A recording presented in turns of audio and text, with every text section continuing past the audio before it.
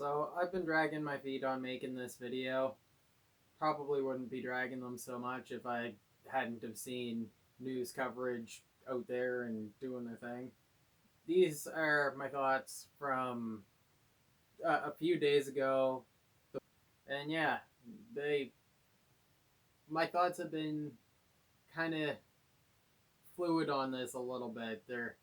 They're not exactly the same as they were when I made this, but I still want to put this out, and I'm planning to put out another video.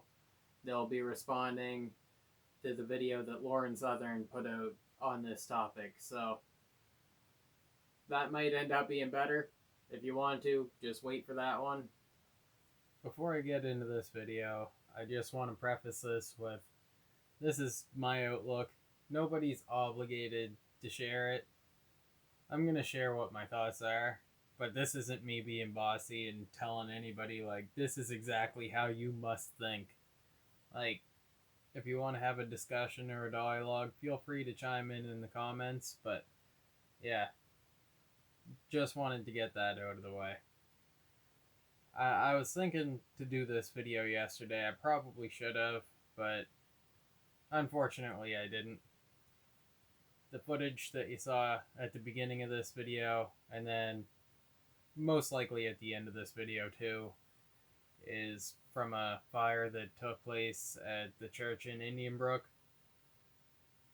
I wasn't there. I don't know all that much about it.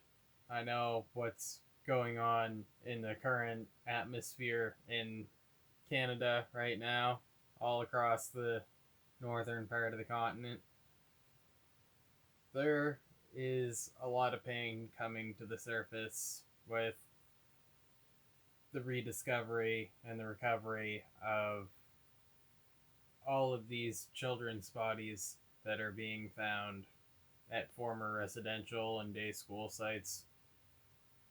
And it's messed up stuff. It is dark parts of our history that, I say our history, I mean Canadian history, and many, if not most of us, had little or nothing to do with it, but it's the history of the land and the government that we're born into and under. So we really ought to think that we have a responsibility to know. I know I feel that way. And there are a lot of questions right now. A lot of proud Canadians have turned into formerly proud Canadians.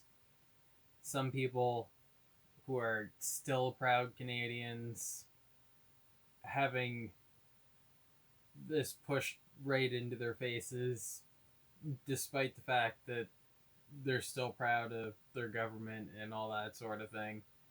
Even some of those people are having a hard time figuring out how to process basically these feelings that we've been lied to about the overall goodness and acceptance and kindness that growing up we're all taught to see as characteristic of Canada. And that's not even to mention the trauma and pain being endured by the people who survived these kind of things and who grew up with relatives who did survive these types of atrocities that Canada oversaw and the churches perpetrated for the most part. And yeah, it's like there is a suspicious number of church fires across Canada. I feel like that isn't a controversial thing to say. And I'm no fan of the churches, and especially the Catholic Church either. I care about decolonizing the government that asserts itself over us and seeing things improve for everybody on this continent, especially the Indigenous people who have had it so much worse than the rest of us, undeservedly, for so long. That said, just remember what I said in the beginning of this video. This is my outlook. Nobody's obligated to share it.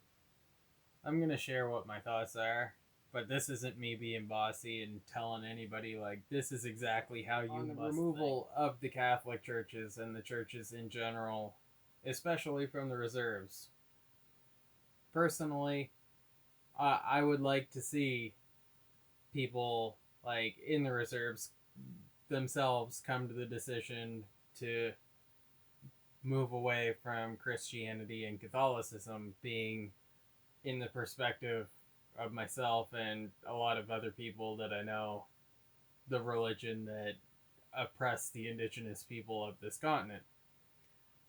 But at the same time, I am a sucker for architecture, and like, some of these churches, despite being religious buildings and despite my strong dislike for organized religions, those buildings are, as much as they have been vessels for organized religion, they are also art pieces in a lot of ways. They have a lot of utility. They're useful. Rebuilding buildings right now, after COVID and all this shit, like, the cost of building is just so high right now. Even if these things are to be demolished and, like, made into something new and industrial that just looks nothing like what the church was or anything like that. Like,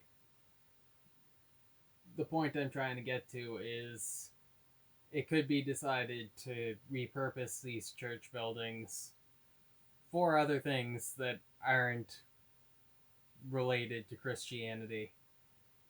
And yeah, I don't know. There's just a lot going on from coast to coast right now. A lot of healing that has been long overdue. And I hope that we come out of this a month, a year, a decade down the road, and we end up more unified and with more mutual understanding and respect for each other. And I don't want to see it end up in more division, and it looks to be, in a lot of ways, the way things are going, and I'm concerned about that. But at the same time, the revolutionary in me is very happy to see the healing that is going on, and that, like I said, has been way too long overdue. Anyway, let me know what your thoughts are in the comments. Like I said, it's not only the peoples of Turtle Island that have been colonized by Christian religions and Catholicism specifically. It seems to me like it basically swept westward throughout Europe and then westward throughout North America. And yeah, there is just, I'm repeating myself, there's really no need of it. I hope you all have a good night, rest of your week, whatever. I hope that this Canada Day has been contemplative. I hope that the healing that needs to be done can be done, and that we can all come out of this, the other side, stronger and as tighter knit communities.